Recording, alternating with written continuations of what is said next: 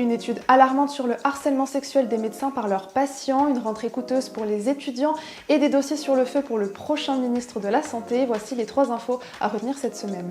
Samedi dernier, le nouveau Premier ministre Michel Barnier a choisi l'hôpital Necker pour son premier déplacement et il faut dire qu'en matière de santé, le nouveau chef du gouvernement et son futur ministre de la Santé ont beaucoup à faire. Parmi les urgences, on retrouve le projet de loi de financement de la sécurité sociale qui fixe le budget santé de la France pour l'année prochaine, un texte généralement voté courant octobre au Parlement.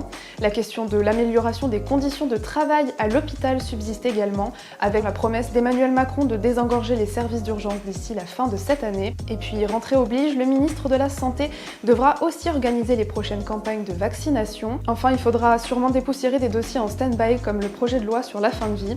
Et le Premier ministre l'a assuré la semaine dernière, même sans faire de miracle pour la santé, on peut tout de même faire des progrès, alors il n'y a plus qu'à attendre et espérer. 4 516 €, c'est le coût moyen de la rentrée pour un élève en 4e année de médecine pour cette rentrée universitaire, soit une hausse de 3% par rapport à 2023. L'ANEMF a sorti ce mercredi son 8e indicateur du coût de la rentrée et entre les frais de la vie courante et prix du matériel pédagogique de plus en plus élevé et le recours banalisé aux prépas privés qui fait exploser le coût de la première année, les chiffres sont alarmants. Pour faire face à cette hausse qui précarise de plus en plus les étudiants, le syndicat propose plusieurs mesures, par exemple la revalorisation des salaires pour les étudiants hospitaliers ou la mise en place de bourses. Près d'un médecin sur 2 a déjà été harcelé sexuellement par un patient, c'est ce que révèle une récente méta-analyse qui compile les données de 22 études réalisées dans 7 pays. Même si tous les médecins y sont confrontés, sans surprise, le personnel féminin l'est beaucoup plus, avec 52% des femmes médecins ayant subi des comportements inappropriés. Alors ce harcèlement va des blagues déplacées aux attouchements non désirés, en passant par des demandes d'examen injustifiées et des comportements exhibitionnistes. Face à ce constat, les représentants du corps médical et les chercheurs appellent à des solutions concrètes, comme par exemple le renforcement des dispositifs de sécurité